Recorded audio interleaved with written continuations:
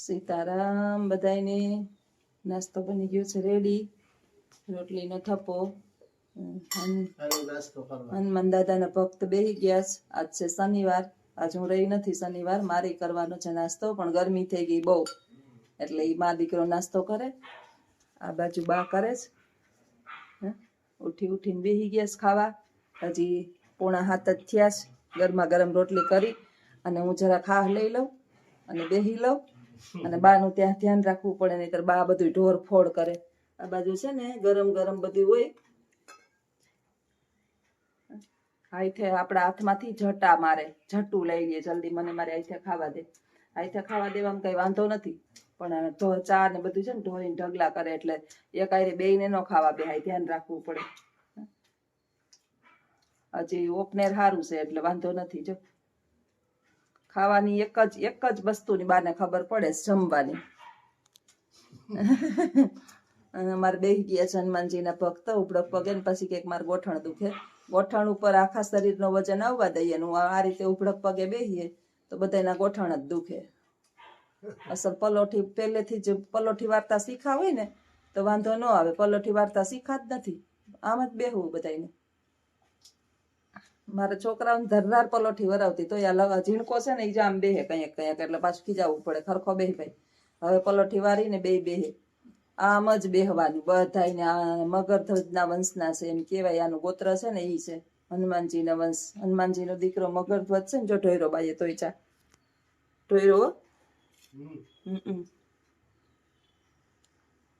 જરાક લઈ લ્યો તો પોતું. સહિત ઢોયરો જો. એટલે જ આપણે કહીએ કે ધ્યાન રાખવું જ પડે એનું. ખાતા ખાતા એક આયરે બધાય જમી ન હવે. બસ આ મૂકી દો, હેઠો મૂકી દો. ચાના છે ને માખા ને કીડા બહુ થાય.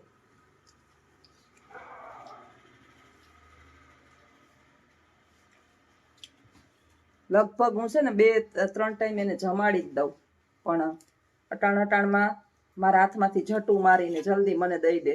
આખી રાતના ભીખા હોય ને. સારું રાતે ઉઠાડીને નથી કેતા. હવે તો હમણાં નથી બોલતા, ને રાતે કે નહીં જઈએ ઉઠે ને તઈ એમ કે દે હે દે. બસ ઈ એક આવડે, ખાવા દે, બસ બીજું કઈ નહીં. હે દે ખાવા, એ દે ખાવા. અમારી યાદ બેન જોવા બેઠા છે. એને કાંઈ એટલે કાંઈ બારોબાર જો બીજા કૂતરા ઢળ બડાટી બોલાવે છે.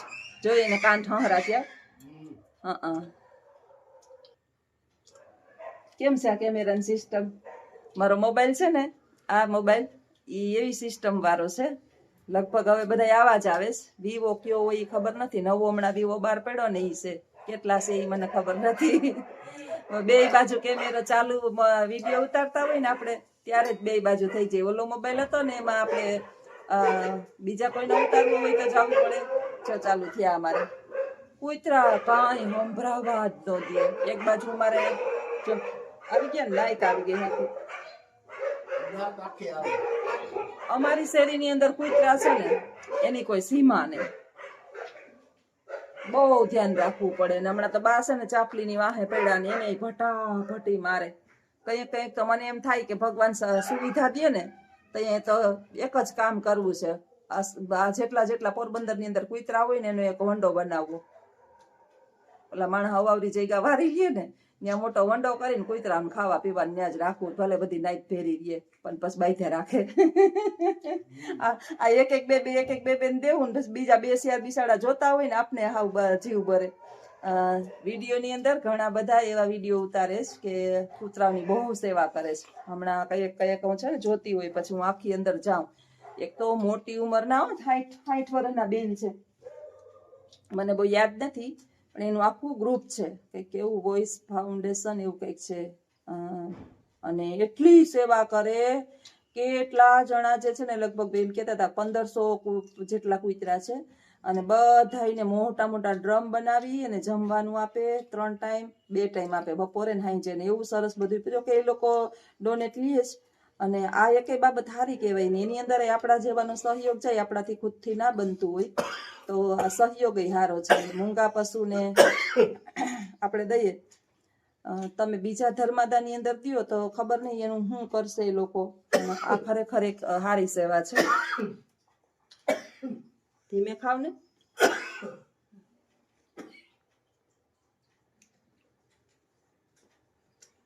અહીં ટેસ્ટી ચાલુ છે એટલે રાઈતે કૂતરા ભણતા હોય ને માણસ કહે કે કોક મરી જવાનું છે ને એટલે ભણે. ભાઈ મરી બરી કોઈ જવાનું હોય નહીં.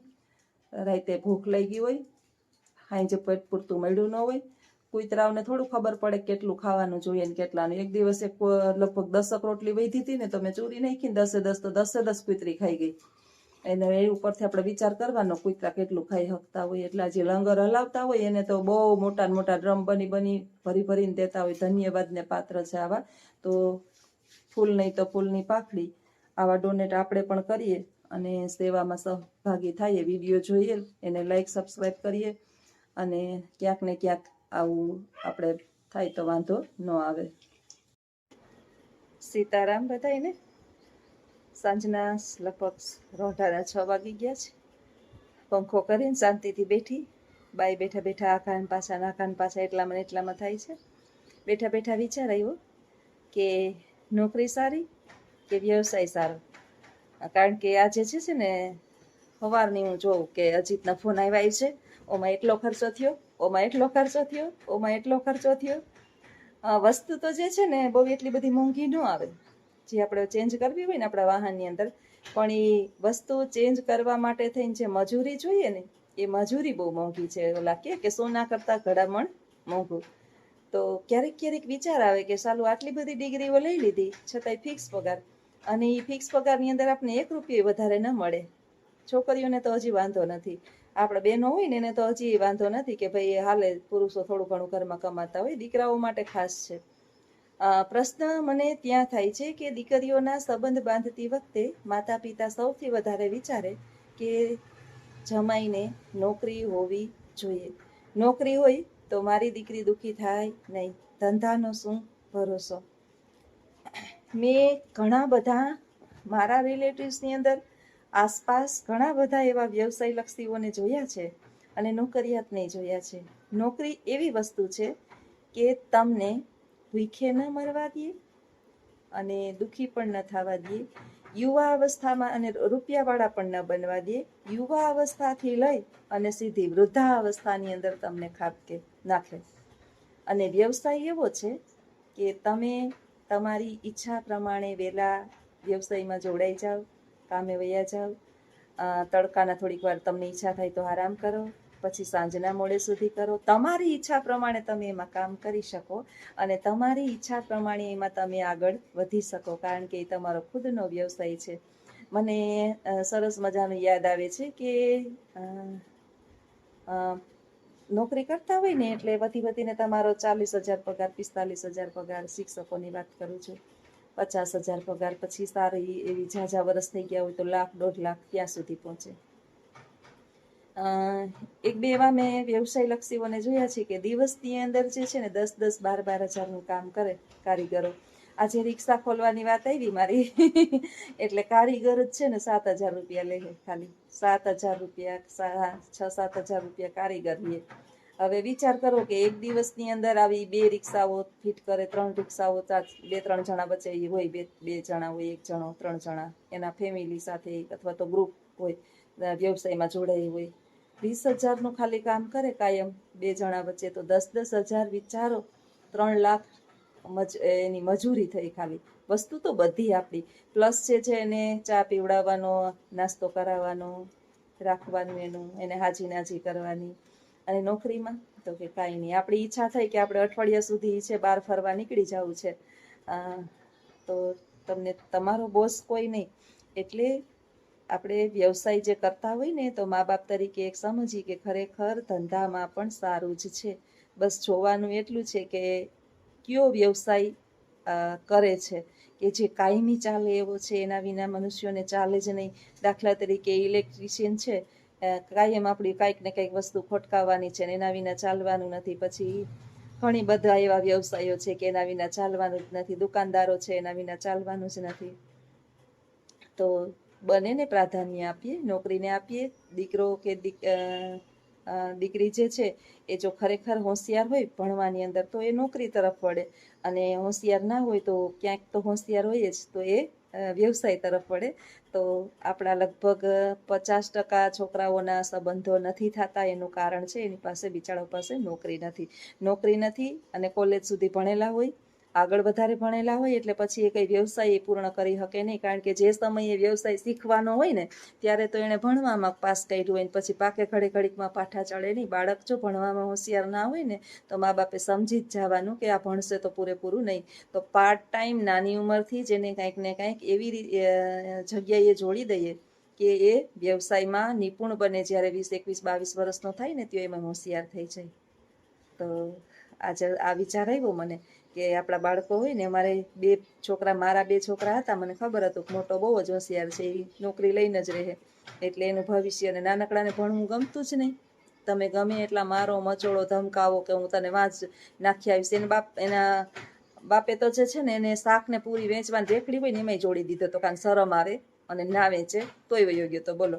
એટલે ત્યારથી મેં માથાજી કરવાનું મૂકી દીધું અને કીધું કે જ્યાં સુધી ભણે ત્યાં સુધી આપણે 12 સુધી ભણાવી લઈએ, પછી એના વિશે વિચારશું. અને સાથે સાથે એને જેમાં રસ છે ને, ડ્રાઇવિંગમાં રસ હતો, એને ડ્રાઇવિંગ જ બધા વાહનમાં દીકરો શીખી લે, ક્યાંક ને ક્યાંક કામ આવશે. તો આજે એને કામ આવે જ છે.